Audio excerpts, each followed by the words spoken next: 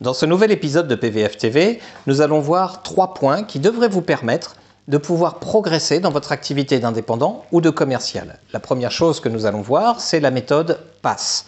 PASS pour Problem Agitate Solution, une façon de rédiger des messages, rédiger des mails, rédiger des posts, rédiger des flyers pour engager les prospects chauds, et c'est ça qui est intéressant avec cette méthode. La deuxième chose que je vous propose de voir ensemble, ce sont 10 choses que j'ai vécues moi-même, 10 conseils que je vous donne pour que vous puissiez éviter de reproduire ces systèmes-là, ou en tout cas être vigilant quand ils vont se présenter à vous. Après 14 années d'indépendance, je trouve sympathique de pouvoir vous transmettre les pièges que j'ai vécus et que vous pourriez éviter facilement. La troisième chose que nous allons voir, ce sont 3 conseils de pro. Je travaille avec énormément de professionnels et parmi les plus aboutis en termes de commerce, parmi les plus balèzes en termes de professionnels et indépendants, on reconnaît des habitudes et ces habitudes, je vais vous les transmettre. 3 conseils de pro. On y va tout de suite.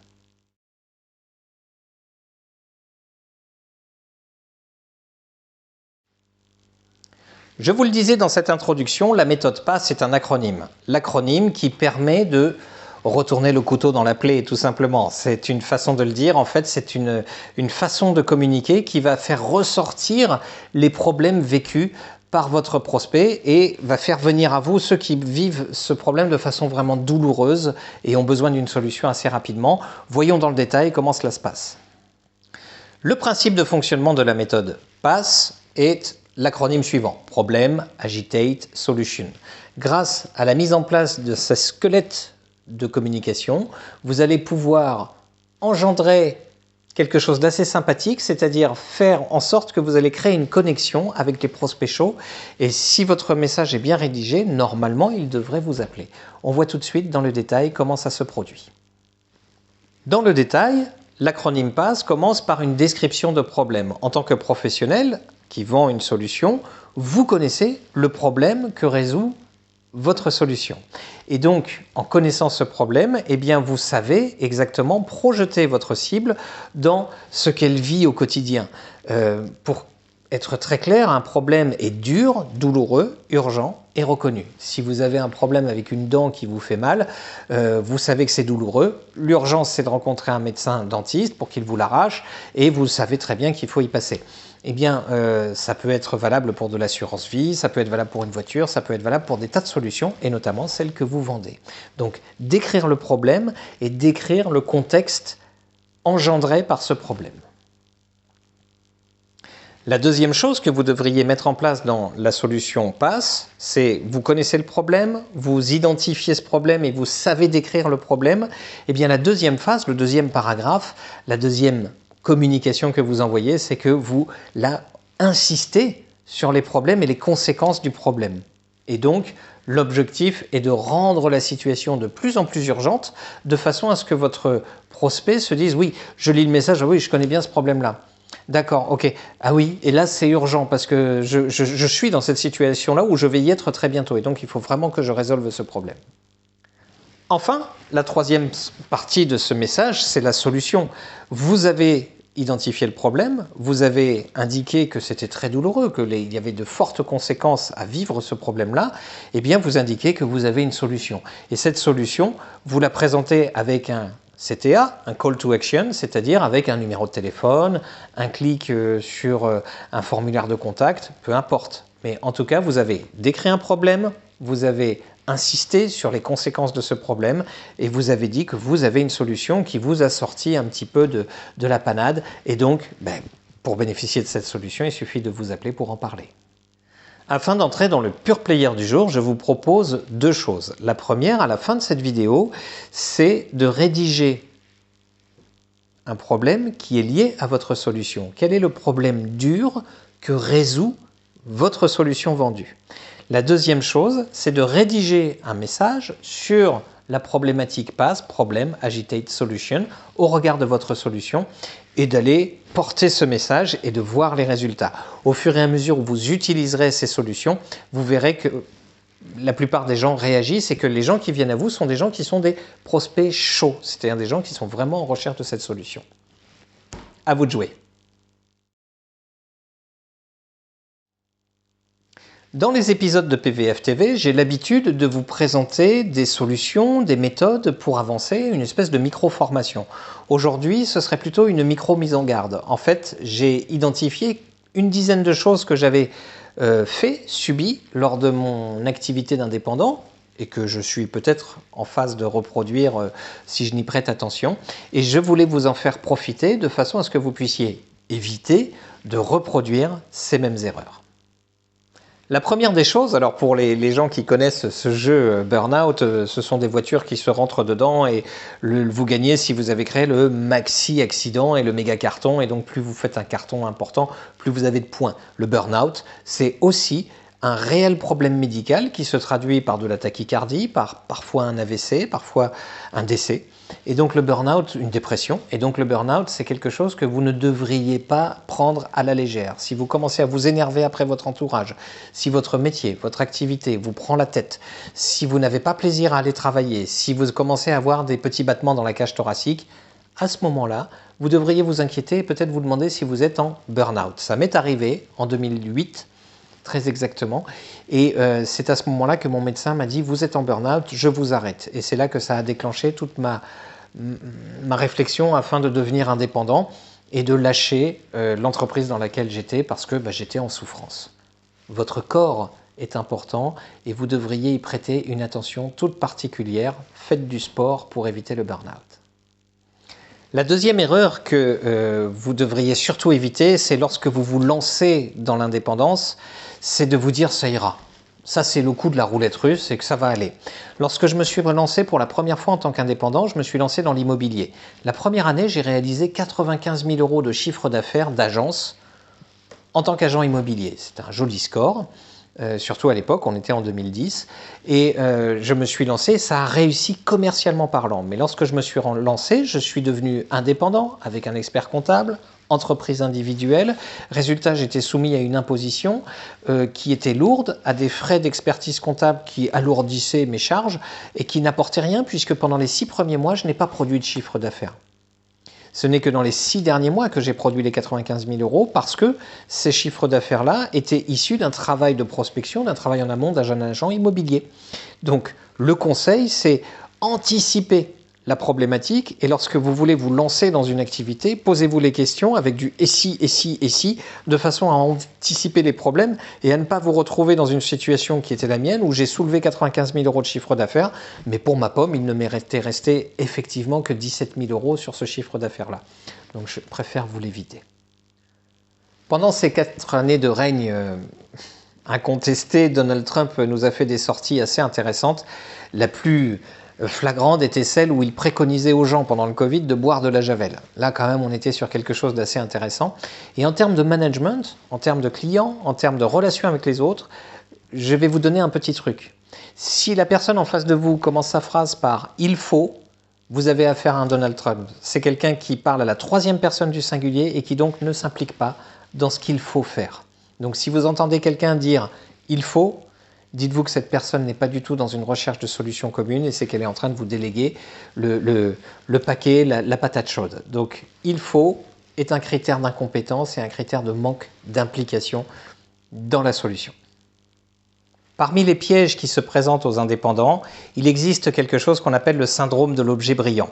Lorsque vous êtes dans votre activité, vous pourriez être intéressé par des choses, des sirènes, qui par leur chant pourraient vous attirer. Eh bien, c'est ce qu'on appelle le syndrome de l'objet brillant. Vous êtes sur votre route, vous êtes en train de mener à bien votre entreprise, et là, on vous propose un nouveau business, on vous propose un nouveau partenariat, on vous propose une nouvelle solution, et vous arrêtez tout pour vous focaliser sur cette nouvelle proposition. C'est quelque chose de très dangereux, et je vous invite vraiment à vous surveiller et à éviter l'objet brillant. J'ai été longtemps victime de ça dans les premières années de mon indépendance. Et si vous pouvez éviter de perdre du temps avec l'objet brillant, concentrez-vous sur votre activité principale. Un autre conseil que je vous donne, c'est ne pas avoir peur de la concurrence. J'ai une phrase que j'ai l'habitude de dire, c'est « J'adore la concurrence, ça vous montre comment je travaille ». Eh bien, c'est totalement vrai. Vous pouvez être imité, mais jamais égalé. Et en fait, je me suis rendu compte dans mes activités que quand je réussissais quelque chose, j'étais souvent suivi, imité, voire copié, voire on essayait de me prendre ce que j'avais réalisé, de s'accaparer mon travail, tout simplement parce que c'était quelque chose qui avait une avancée sur les autres. Et donc, si on cherche à vous imiter, si on cherche à vous voler, si on cherche à vous prendre votre travail, c'est plutôt bon signe, c'est que vous bossez bien. Donc, n'ayez pas peur de faire, n'ayez pas peur de vous projeter, n'ayez pas peur de montrer votre travail. C'est signe que si on cherche à vous copier, vous êtes sur la bonne voie. À propos de bonne voie, ce qui est intéressant, c'est de constater que je travaille avec beaucoup de chefs d'entreprise, d'indépendants, de commerciaux, et notamment sur les réseaux sociaux, qui est un exemple très non impliquant de la chose. Et bien, vous avez beaucoup de gens qui n'osent pas publier sur les réseaux sociaux, tout simplement parce qu'ils ont peur de la faute d'orthographe, ils ont peur qu'on les juge, ils ont peur de la page blanche, ils ont peur de tas de choses. Et en fait, le courage, c'est d'oser se lancer. Attention, ce n'est pas de l'imbécilité, c'est-à-dire que vous vous êtes renseigné, vous vous jetez pas dans le vide, en fait. Vous avez, comme cet alpiniste, de quoi vous protéger. Mais par contre, faites-le. Ne vous bloquez pas à dire demain je le ferai, quand j'aurai ci ou quand j'aurai ça. Faites les choses. Pensez à la loi Pareto. 20% d'une action engendre 80% du résultat. Faites les choses. Je vous disais juste avant de faire les choses, attention, par contre, ciblez, c'est-à-dire définissez des objectifs, souvent SMART, spécifiques, mesurables, atteignables, réalistes et temporels. Tenez-vous à ces objectifs, mais ciblez, visez. Le ciblage est un secret de la réussite dans le business. Alors pensez à cibler. Beaucoup de chefs d'entreprise cherchent à plaire à tout le monde, proposent de nombreuses solutions, proposent de lisser leur discours, s'interdisent de dire des choses parce que ça risque de ne pas plaire à certains. J'ai une mauvaise nouvelle pour vous, si jamais vous ne vous en étiez pas aperçu jusqu'à présent, on ne peut pas plaire à tout le monde. Eh bien, puisque c'est vrai, assumez, appliquez et faites en sorte d'avancer dans le business en ayant votre personnalité, en faisant les choses comme vous avez décidé de le faire, parce que ce n'est pas aux autres d'imposer leur diktat, mais c'est à vous d'exister et de faire en sorte d'exister comme vous avez envie d'exister. Un des conseils que je peux vous donner pour votre activité d'indépendant, c'est de ne jamais corrompre vos valeurs. Vous avez des valeurs, vous avez des piliers de croyance. C'est pas parce que vous avez un client qui peut potentiellement réaliser du chiffre d'affaires avec vous que vous devez faire une impasse sur vos valeurs. Donc, ne suivez pas les petits diablotins que vous avez sur vos épaules. Soyez droit dans vos valeurs, dans vos activités, de façon à pouvoir être sûr que vous pourrez vous regarder dans la glace, parce que c'est ça qui est important au final, chaque jour, et que vous pouvez décider d'avancer en ayant votre personnalité, mais surtout en ayant la conviction que vous avez fait les choses correctement. La vie d'un indépendant, d'un commercial, peut parfois être prise par le doute. Vous vous dites, j'ai un doute sur quelque chose, je ne sais pas trop comment faire, etc. Dites-vous que quand il y a un doute, il n'y a pas de doute. Et donc, vous devez creuser la chose pour supprimer ce doute et faire en sorte de savoir si vous avez ce qu'on appelle le go, no go, c'est-à-dire si vous y allez ou pas. Et ça, c'est très important. Lorsque vous avez une suspicion de quelque chose, c'est que la chose est réelle et donc vous devez traiter le problème sans procrastiner la chose. Voilà, j'espère que ces 10 conseils vous auront aidé un petit peu à éviter les pièges qui vont se présenter à vous dans l'avenir. Je vous propose une 11e solution qui est à vous de jouer, c'est-à-dire dans les commentaires de la vidéo, dites quelles sont les choses qui vous sont arrivées et que vous aimeriez pouvoir éviter de façon à enrichir cette vidéo et à aider chaque intervenant, chaque indépendant, chaque porteur de projet à pouvoir éviter les pièges que lui présente l'indépendance. Merci beaucoup. Enfin, le Conseil du Pro est consacré aujourd'hui à 3 habitudes d'indépendants qui vous permettront de mieux avancer et plutôt d'être inspiré de ce que font les professionnels. Voyons cela tout de suite ensemble. La première des choses, c'est le sport. En fait, c'est pas forcément d'aller faire comme ce monsieur du basket ou de la course ou du jogging, le sport qui vous convient, mais en tout cas une activité physique qui va prendre soin de votre corps, parce que votre corps est un sanctuaire et lorsque vous êtes indépendant, c'est la seule chose surtout qui ne doit pas faillir. Et donc, Prenez soin de votre corps, prenez soin de votre famille, de votre entourage, de votre corps, de façon à être serein et à pouvoir avancer en toute tranquillité au regard de votre activité. La deuxième habitude que j'ai constatée chez la plupart des entrepreneurs qui réussissent, c'est la formation ou plutôt l'auto-formation. C'est-à-dire que ces gens-là vont chercher des formations, vont chercher des hacks, vont regarder des vidéos, vont lire des livres, vont s'instruire, vont s'inspirer et vont se grandir intellectuellement, apprendre de nouvelles choses pour se tenir au goût du jour et être toujours en inspiration et en capacité de maîtriser leur métier, leur art, mais aussi d'acquérir de nouvelles compétences pour être encore plus fort et encore plus en capacité de faire face aux aléas de la vie. La formation, c'est fondamental. Un des mots que j'apprécie beaucoup aussi, c'est la sérendipité, c'est-à-dire l'inspiration, puisque en fait la sérendipité consiste à observer des activités qui se passent dans d'autres domaines d'activité que le vôtre et de s'en inspirer pour l'appliquer chez soi. Et ça, c'est quelque chose de très intéressant parce que ça va vous permettre de prendre les bonnes habitudes, les bonnes manœuvres dans d'autres domaines et de pouvoir innover dans votre domaine avec de nouvelles propositions, de nouveaux outils, de nouvelles manières de fidéliser, de prospecter ou de vendre. C'est quelque chose de très intéressant et de très enrichissant. Tenez-vous au courant, regardez les actualités, suivez et regardez ce que font les autres domaines d'activité pour vous en inspirer et devenir encore meilleur. Enfin, dans le Pure Player du Conseil du Pro, pour vous mettre en action, je vous invite à faire 3 choses cette semaine. La première des choses, bien évidemment, c'est de faire une séance de sport, de vous inviter à un fit, de participer avec un ami à un jogging, n'importe quoi, quelque chose qui puisse vous mettre en activité. La deuxième chose, c'est de suivre à minima une vidéo, une micro-formation, un tutoriel, un podcast de quelqu'un qui va vous apprendre quelque chose. L'objectif est d'acquérir une nouvelle compétence. La troisième chose, c'est de choisir un média. Alors ça peut être les actualités LinkedIn, ça peut être Le Monde, ça peut être Le Point, ça peut être l'Usine Nouvelle. Peu importe, un média qui va vous apporter des informations sur un monde parallèle et extérieur au vôtre afin de vous tenir inspiré des bonnes pratiques, des bonnes manières pour faire du business. Pour résumer la situation et cet épisode de PVF TV, nous avons vu 3 choses très importantes aujourd'hui pour votre activité. La première des choses, c'est la méthode PASS. La méthode PASS, elle est vraiment indispensable pour réussir à communiquer efficacement à destination de vos prospects chauds. C'est-à-dire vraiment ceux qui vont venir à vous parce que vous aurez une solution qui correspond à leurs problèmes durs.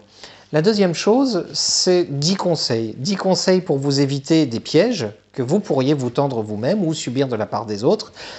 Et surtout, peut-être enrichir la vidéo dans les commentaires en dessous en apportant votre pierre à l'édifice. Enfin, 3 habitudes de chef d'entreprise que je vous invite à imiter. Faire du sport, se tenir en information, c'est-à-dire se tenir formé en permanence, en auto-formation. Et troisièmement, se tenir informé d'un autre domaine que le vôtre. Je suis Pascal Percheron, expert en méthode commerciale et je vous invite à me suivre sur ma chaîne YouTube, à vous abonner à cette chaîne et à la partager. La deuxième chose, à vous abonner à mon profil LinkedIn sur lequel vous allez retrouver régulièrement une newsletter. Vous avez tous les liens dans la description de cette vidéo. Et enfin, je porte à votre attention que j'ai une méthode de coaching en 3-3-3, c'est-à-dire 3 rendez-vous en visio, en téléphone ou en face à face. 3 rendez-vous consacrés à la prospection, espacés de 15 jours chacun, 3 rendez-vous consacrés à la vente et 3 rendez-vous consacrés à la fidélisation client de façon à personnaliser votre propre approche, votre propre entreprise et à la valoriser et à lui donner plus de chiffre d'affaires. Je vous dis à très bientôt. Au revoir.